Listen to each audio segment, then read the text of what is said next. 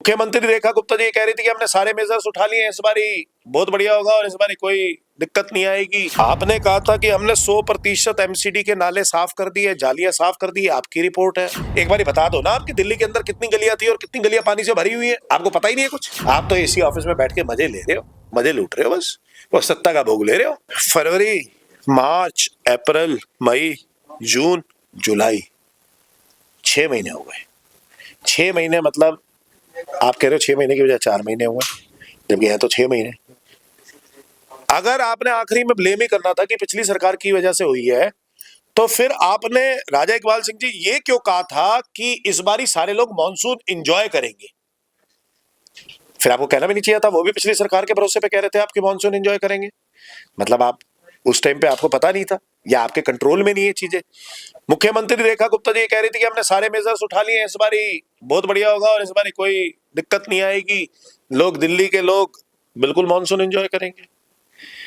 मंत्री जी इनके कह रहे थे हमने 443 पॉइंट को आइडेंटिफाई कर लिया, 443 पॉइंट हमने वो कर चुके हैं, अब कोई दिक्कत नहीं आएगी, कोई परेशानी नहीं आएगी।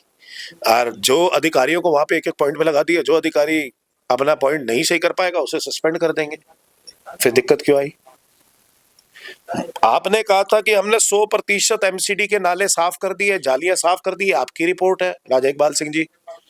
पीडब्ल्यूडी की रिपोर्ट ये है, दिल्ली सरकार की रेखा गुप्ता जी की और परवेश प्रभा जी की ये रिपोर्ट है कि हमने 82% नाले साफ कर दिए। फिर जल भराव क्यों हुआ?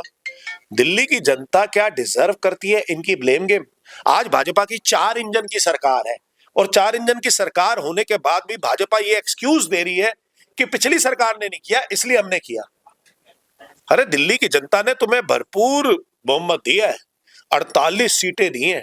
48 सीटों के आने के बाद आप ये नहीं कह सकते कि दिल्ली की जनता को कि जल भराव है तो हमने पिछली सरकार की वजह से। तो फिर दिल्ली की जनता पिछली सरकार को ही वोट दे देगी ना, आपको वोट भी क्यों देगी? आज एमसीडी के अंदर भी आप हो, दिल्ली सरकार के अंदर भी आप हो, केंद्र सरकार में भी आप हो। अब आप ये ब्लेम गेम से नहीं बच सकते। आपको 100% दिल्ली की जनता की अपेक्षाओं पे खरा उतरना पड़ेगा।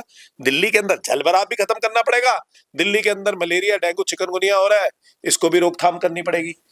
इनके पास कोई प्लान ऑफ एक्शन नहीं है, इनके पास कोई प्लान बना नहीं हुआ कि जिसको ये इंप्लीमेंट कर सके। बारिश होती है, ये छोड़ देते हैं कि होगा वाटर लॉगिंग तो होगा, नहीं होगा तो नहीं होगा। अरे कितने लोगों को सस्पेंड कर दिया आपने, क्या करेक्टिव एक्शन ले लिया, कौन कौन से पॉइंट आइडेंटिफाई कर दिए? राजा इकबाल सिंह जी बताओ ना, दिल्ली के अंदर कितनी गलियां हैं, कितनी गलियां पानी से भरी हुई थी? एक बार आप बताओगे तो सही, एक बारी बता दो ना आपकी दिल्ली के अंदर कितनी गलियां थी और कितनी गलियां पानी से भरी हुई है। आपको पता ही नहीं है कुछ। आप तो एसी ऑफिस में बैठ के मजे ले रहे हो, मजे लूट रहे हो, बस वो सत्ता का भोग ले रहे हो।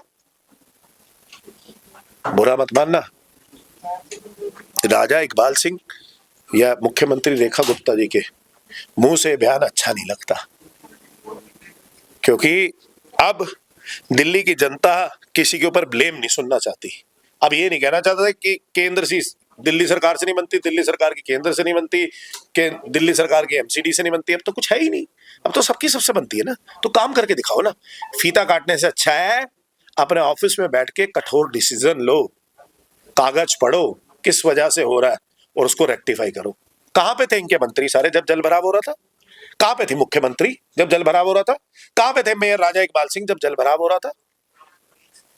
अपने घर में सो रहे थे। और दिल्ली की जनता जिन्होंने इनको वोट दिया था वो त्रस्त है और हमारे राजा इकबाल सिंह मस्त है। धन्यवाद।